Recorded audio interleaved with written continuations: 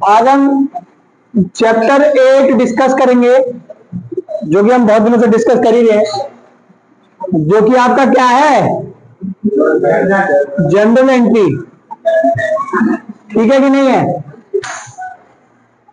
तो आज हम करेंगे कंपाउंड एंट्रीज। क्या करेंगे? कंपाउंड एंट्रीज करेंगे।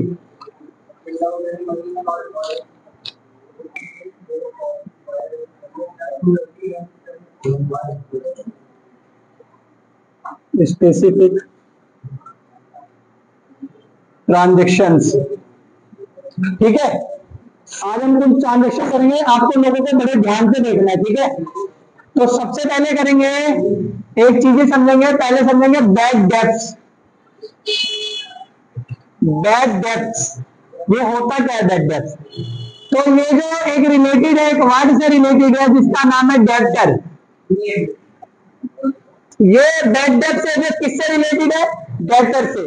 डेब्टर कौन होता है तो मैं बता देता हूं।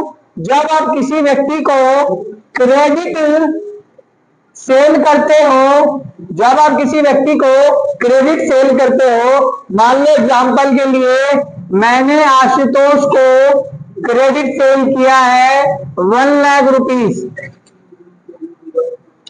मैंने आशुतोष को कितने का सामान बेचा है? 1 लाख रुपीस का सामान बेचा है, सोल्ड करा है। तो आशुतोष हमारे लिए क्या बन गया? आशुतोष जो है वो हमारे लिए डेब्टर बन गया। क्यों डेब्टर क्यों बन गया? क्योंकि उनसे पैसे आने हैं। तो मैंने बोला बैड डेब्ट से रिलेटेड है, किससे रिलेटेड है? डेब्टर से रिलेटेड है। डेब्टर कब बनेगा? जब आप किसी व्यक्ति को क्रेडिट सेल करोगे।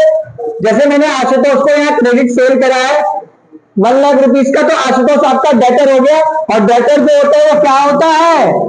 एसेट, क्योंकि उससे पैसे आने होते हैं। ठीक है कि नहीं है? तो जब हम किसी व्यक्ति को उधार में सामान यानी क्रेडिट में गुड्स बेचते हैं तो क्या एंट्री होती है मैं बता देता हूं। तो हमारा एसेट्स बढ़ जाता है, क्योंकि उधार में बेचा तो एसेट्स क्या हो गया? बढ़ जाता है। तो आशुतोष डेबिट, नाम के आगे अकाउंट नहीं लगाया, आशुतोष डेबिट। क्यों डेबिट हुआ? क्योंकि आशुतोष हमारा डेटर्स है। डेटर्स होता है एसेट्स, और एसेट्स इंक्रीज होता है तो क्या होता है? डेबिट होता है। क्या होता है? ठीक है, इसीलिए डेबिट हुआ। और आपका जो सेल ऑफ गुड्स होता है, सेल ऑफ गुड्स ही तो करा है, ये होता है आपका रिवेन्यू। क्या होता है? और रिवेन्यू जब इंक्रीज होती है तो क्या होती है? क्रेडिट। तो यहां लिखना टू सेल अकाउंट। मोशन में लगेगा गुड्स सोल्ड टू क्रेडिट। ठीक है, कितने लाख रुपए का सामान बेचा है? ये एलएस है 1 लाख।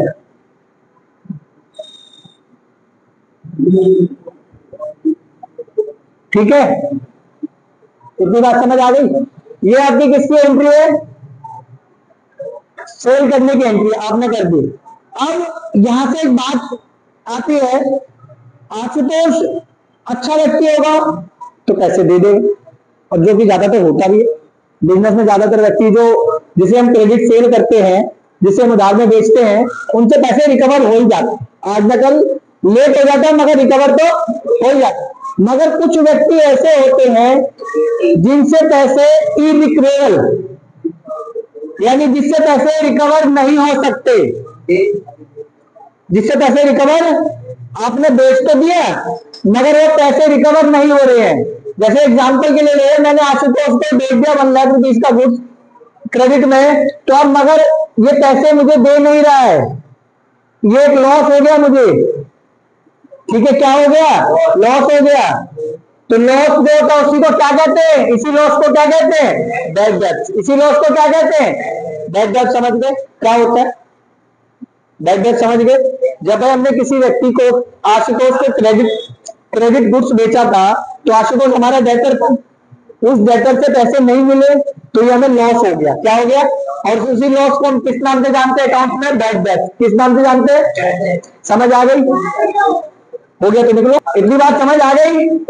समझ आ गई? अब लॉस हो गया मेरे को। अब ध्यान से देखो, अब रिकवर, अब आश्वासन को 1 लाख रुपीज लेना है, तो यहां पे आप बात समझो, या तो आपका एक केस हो सकता है कि पूरा पैसा ही ना मिले, पूरा 1 लाख रुपीज ही ना मिले, इसे कहते हैं fully bed debts. Fully bed debts, पूरा पैसा डूब गया। और ये जो होता है ना बेड डेब्ट्स, ये लॉस होता है। लॉस किसमें काउंट होता है? एक्सपेंस में। किसमें? और एक्सपेंस जब इंक्रीज होता है तो क्या होता है? डेबिट। क्या होता है? तो बेड डेब्ट्स की एंट्री यहां बता रहा हूं मैं। Case first, fully bed debts. जब पूरा बेड डेब्ट्स हो जाता है, पूरा बेड डेब्ट्स होता है तो क्या? बेड डेब्ट्स क्या होता है? और एक्सपेंस बढ़ता है तो क्या होता है? यानी बेड डेब्ट्स क्या हो गया? Account debit. Bed debts account debit. क्या हो गया? Bed debts account debit. अब आशुतोष से मेरे को पैसे लेने थे 1 लाख रुपीज, अब इससे रिकवर नहीं होने, तो मेरी एसेट्स कम हो जाएगी कि ज्यादा हो जाएगी? कम हो जाएगी, क्योंकि अब तो पैसे मिलने नहीं है ना। मिलने थे तो एसेट्स थी, बढ़ रही थी, डेबिट हो रही थी, मगर अब तो उससे मिलने ही नहीं है, तो एसेट्स कम हो रही है, ज्यादा हो रही है, कम हो रही है, और एसेट्स कम होती है तो क्या होती है? क्रेडिट। नॉट टू क्या हो जाएगा? आशुतोष। क्या हो जाएगा? टू आशुतोष। नरेशन लिख लेना, ठीक है। कितने, अब कितने लाख रुपए पूरे डूब गए? पूरे 1 लाख रुपीज का लॉस हो गया। अब इसी का सेकंड पार्ट करते हैं बेटा। Parts of amount of bed debts.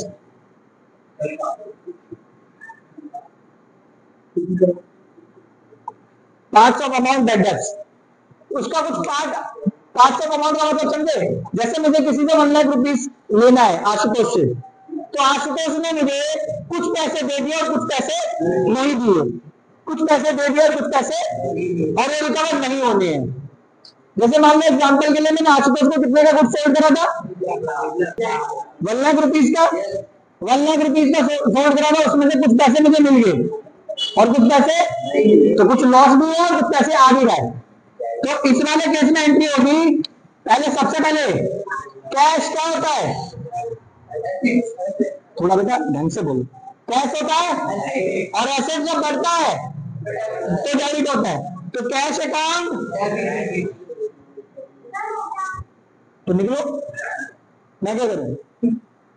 Cash account cash debit हो गया। बेड डेब्ट्स क्या होता है? एक्सपेंस बढ़ता है तो क्या होता है? यानी बेड डेब्ट्स अकाउंट भी डेबिट।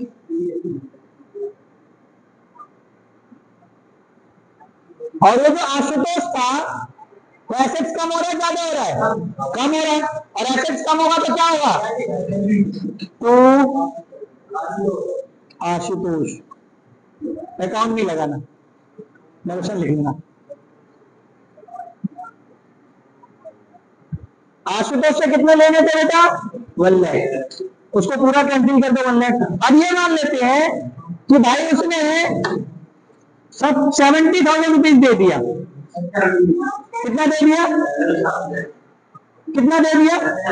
यानी हमने 1 लाख रुपीज का वो बुक सेल करा था ना, तो 70,000 रिकवर हो चुके, दे दिया उसने। बेड डेब्ट्स खाली कितना हुआ है?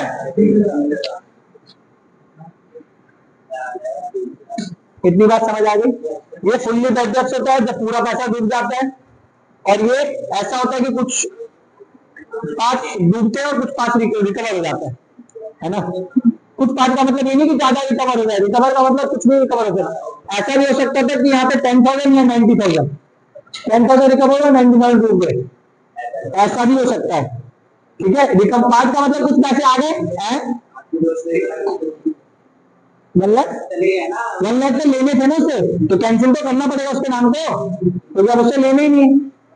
अब इन दोनों में से एक एंट्री देख लेना, ठीक है। इन दोनों में से एक एंट्री आती है, मतलब कहने का मतलब या तो ये दिया होगा या बेड डेब्ट्स में ये दिया होगा। हाँ, वो तो कुछ भी पता चल जाएगा। इरिकवरेबल लीडर, अब समझ दो उस व्यक्ति से मिलना ही नहीं है, ठीक है। Third entry, bad debts recovered. समझ आ गई?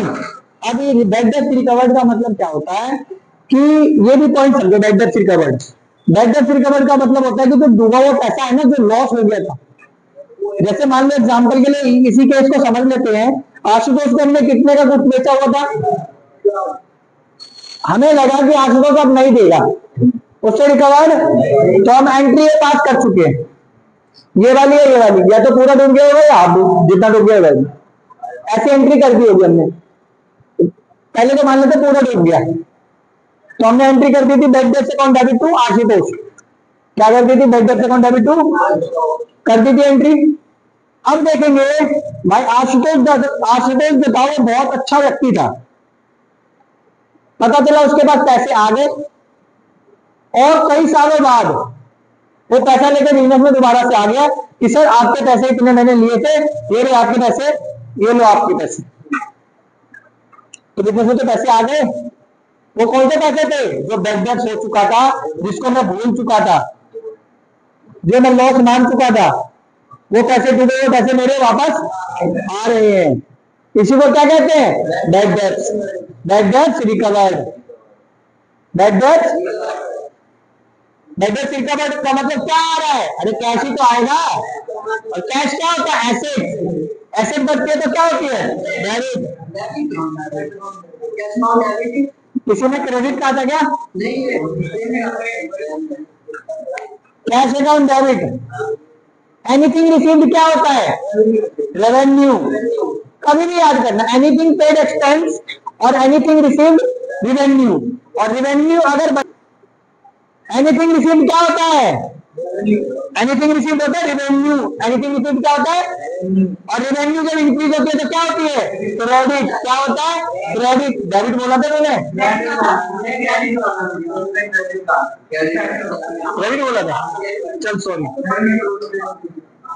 बात समझ आ गई? तो यहां पे आ जाएगा bad debts recovered account.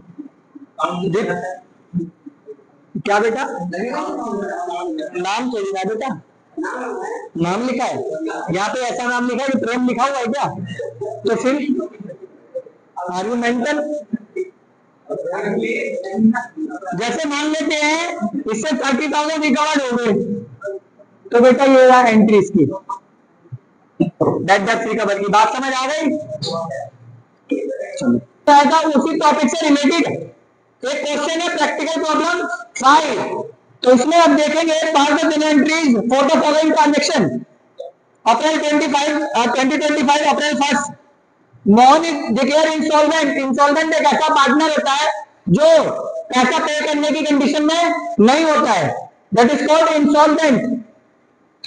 Received first and final dividend from his official receiver 50 पैसा in rupees against bad debts 5,000। यानी एक व्यक्ति है मोहन, मोहन एक व्यक्ति है, तो इसकी जगह खाली क्या कर दोगे आप? इसकी जगह कर दोगे खाली मोहन। क्या कर दोगे? इसकी जगह आपको खाली मोहन कर देना है। इससे कितने पैसे लेने थे? इससे पैसे लेने थे बेटा, ये अमाउंट को रफ कर दो क्योंकि अमाउंट दूसरा आएगा। मोहन से आपको लेने थे 5,000। 50 पैसा इन रुपीस का मतलब होता है कि 1 रुपीस में से 50 पैसा, यानी 50% हो गया, आधा हो गया ना, आधा का मतलब 50%। जब तुम्हें 1 रुपीस में से 50 पैसा मिल गया, 50 तो डूब रहा है। 1 रुपीस का जितना पैसा बोले वो परसेंटेज हो जाता है। 1 रुपीस का अगर 25 पैसा बोले तो 25%। अब समझो मोहन से लेने थे 5,000 रुपीस, कितना रिकवर हो गया? 50%। तो इसका 50% कितना होता है? और कितना रिकवर लॉस हो गया? पहली एंट्री तो ये थी बेटा, ठीक है। इसमें क्या था? हाफ पेमेंट आनी, मतलब रिकवर हुई है और डूब गई, पार्ट वाला अमाउंट था। इसी का आपने सेकंड वाली एंट्री है, rupees 8,000 due from Ramesh is not recoverable. अब रमेश से कितने रुपए लेने थे? वो हम रिकवर, तो आस्टन की जगह क्या लिख देंगे? पूरा का पूरा अमाउंट डूब रहा है, तो कितना लिख देंगे? बात समझ आ गई? इसी का भी श्याम भी उसी तरह है, श्याम की एंट्री भी इसी तरह होगी। मैं कह देता हूं श्याम की cash account debit, debtors account debit,